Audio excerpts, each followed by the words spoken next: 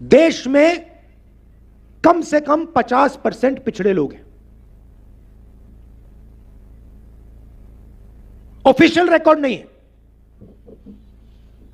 मगर लोग जानते हैं कि कम से कम 50% आबादी पिछड़ों की है। जिस दिन मैंने कहा, पार्लियामेंट हाउस में मैंने भाषण दिया और मैंने कहा कि देखिए, अगर हम पिछड़ों को, आदिवासियों को, दलितों को, गरीब जनरल कास्ट के लोगों को भागीदारी देना चाहते हैं, देश में अधिकार देना चाहते हैं, तो हमें दो चीजें पहले पता लगानी पड़ेंगी। सबसे पहले, किसकी कितनी आबादी है, आदिवासी कितने, दलित कितने, ओबीसी कितने, जनरल कास्ट के लोग कितने। सबसे पहले जाति जनगणना की जरूरत है। अगर हम अधिकार की बात कर रहे हैं, भागीदारी की बात कर रहे हैं, तो कितने लोग कौन सी जात के, कौन से समाज के हैं, वो तो पता लगाना ही पड़ेगा। इसको हम जाति जनगणना कहते हैं। और दूसरा सवाल, हिंदुस्तान का जो धन है,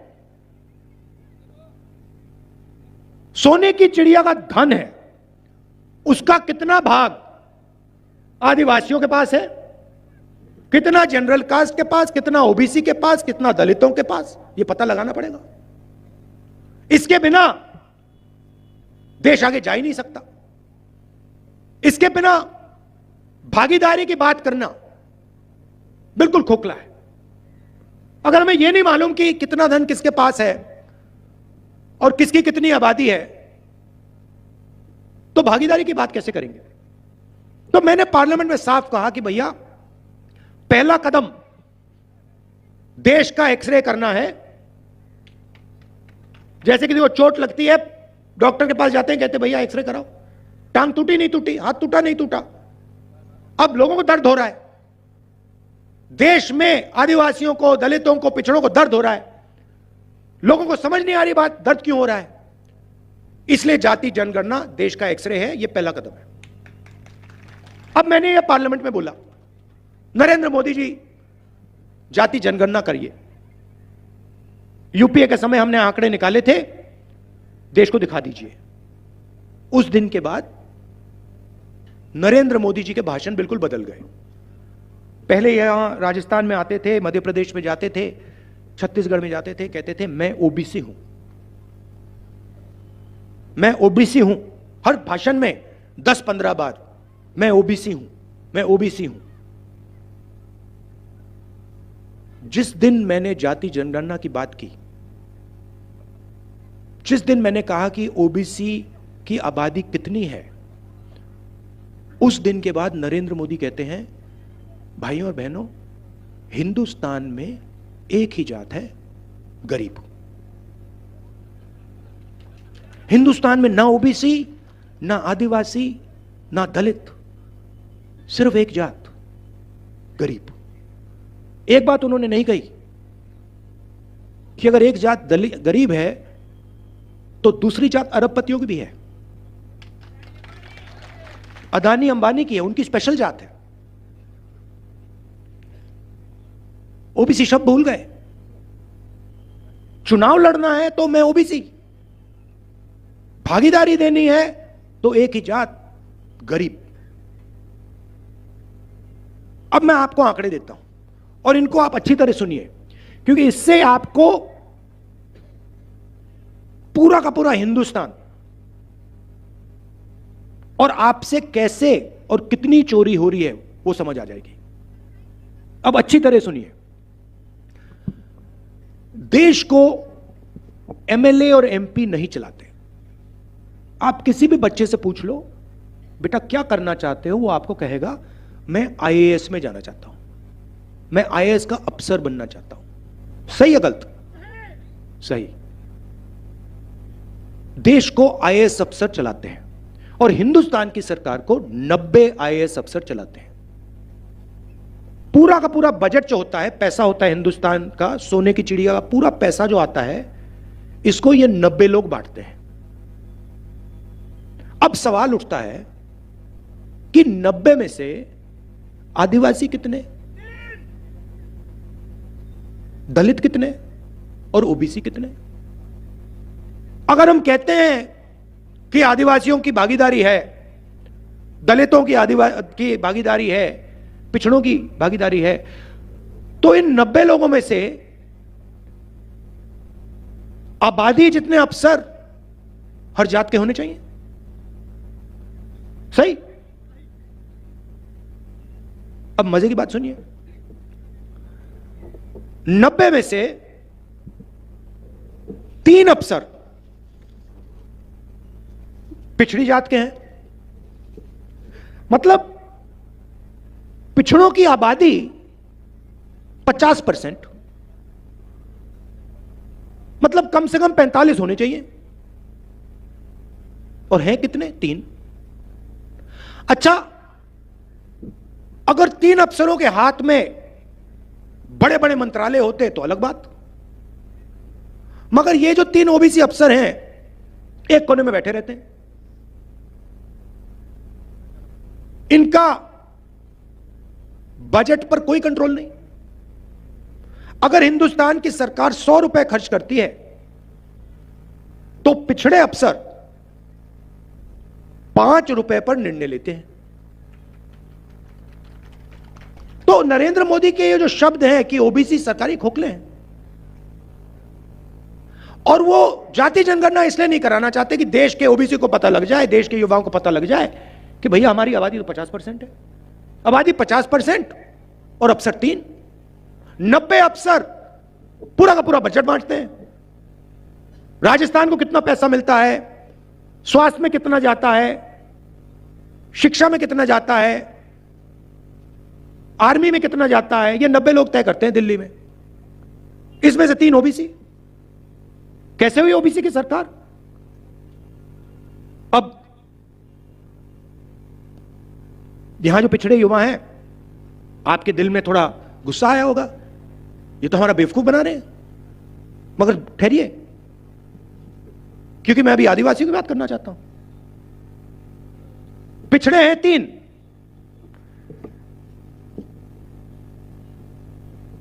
आदिवासी भी 3, मगर फर्क क्या है? जहां 100 रुपए में से पिछड़े 5 रुपए का निर्णय लेते हैं, 100 रुपए में से हमारे आदिवासी भाई बहन 10 पैसे का निर्णय लेते हैं। 10 पैसे का मतलब अगर हिंदुस्तान की सरकार 100 रुपए खर्च करती है तो आदिवासी अफसर 10 पैसे पर निर्णय लेते हैं।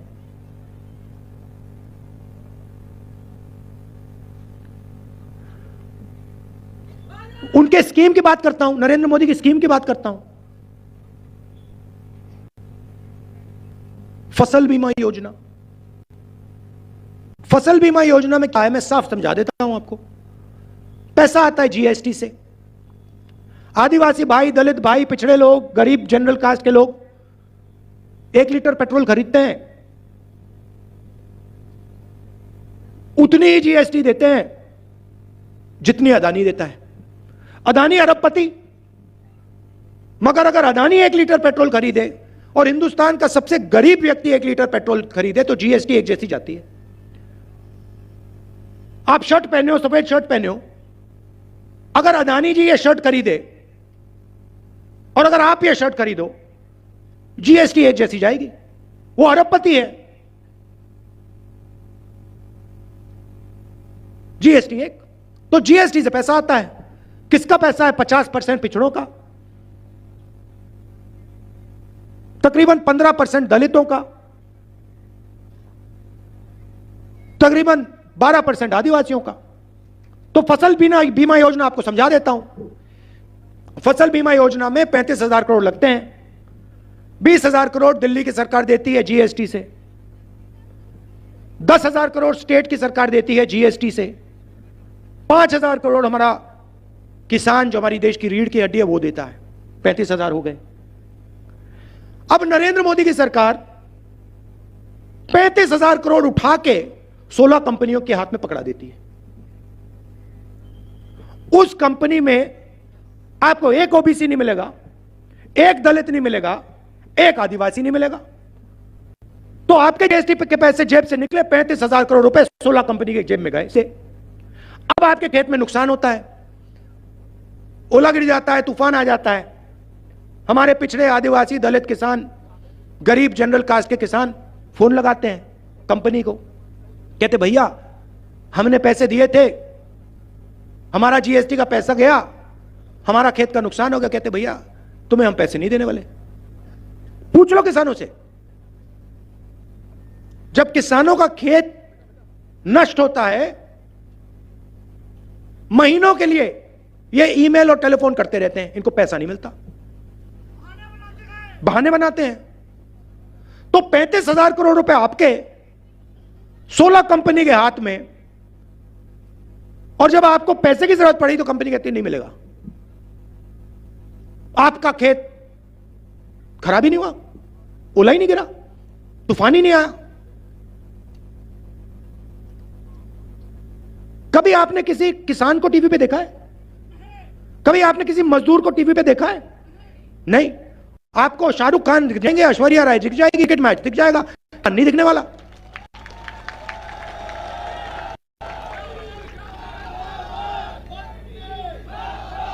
उधर मजदूर फंसे हुए हैं उत्तराखंड में, मजदूर फंसे हुए हैं उत्तराखंड में, जमीन के नीचे धंसे हुए हैं। 24 घंटा मीडिया क्रिकेट की बात कर रही है, अच्छी बात है, 2 मिनट उनको भी दे दो, 2 मिनट हमारे मजदूरों को भी दे दो। तो मेरा कहना है, मीडिया में नरेंद्र मोदी का 24 घंटे चेहरा आता है। क्यों आता है?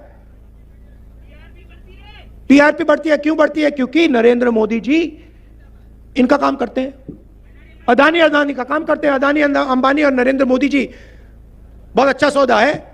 नरेंद्र मोदी जी जीएसटी का पैसा उधर भेजते हैं और वो नरेंद्र मोदी का चेहरा इधर दिखाते हैं। तो ये फर्क है भाइयों और बहनों।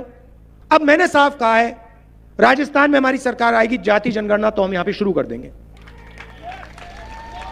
और दिल्ली में आएगी तो पूरा देश का हम जाति जनगणना कर देंगे। पिछड़ों को, दलितों को, आदिवासियों को साफ बता देंगे, भैया आपकी आबादी कितनी है, दूध का दूध, पानी का पानी कर देंगे। ओ,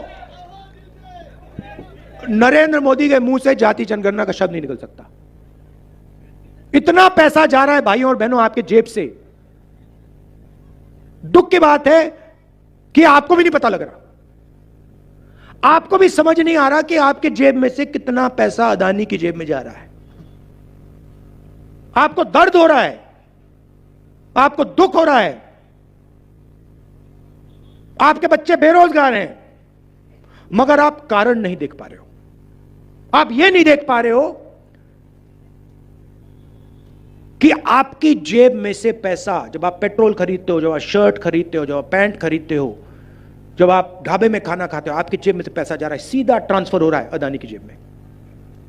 तो 2 तरीकों की सरकार होती है भाई और बहनों, एक अरबपतियों की और एक किसानों की, मजदूरों की, दलितों की, गरीबों की, इन लोगों की, छोटे दुकानदारों की। नरेंद्र मोदी जी ने आपसे कहा 15 लाख रुपए बैंक अकाउंट में लग जाएगा, लग गया। कोविड आया, सॉरी कोरोना, नरेंद्र मोदी जी ने आपको नचा दिया, सबको नचा दिया। चलो भैया थाली बजाओ, भाई थाली बजाओ, थाली बजाओ। कोविड फैल रहा है, कोविड ठहर जा भैया, कोविड फैलता कैसे है? जब लोग एक दूसरे के पास आते हैं।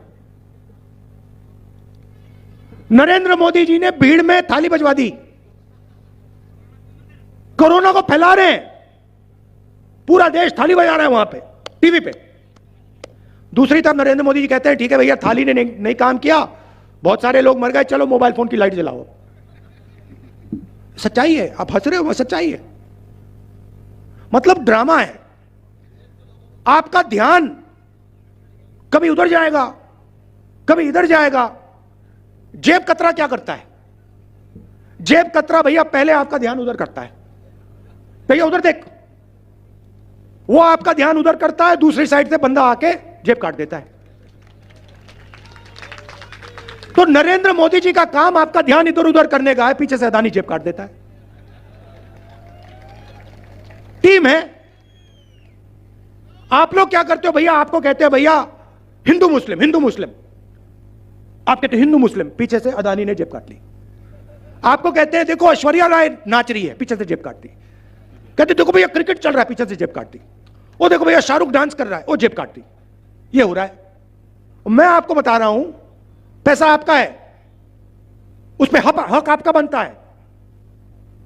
एकत्रित हो लो, एक साथ खड़े हो लो, सारा का सारा पैसा मिल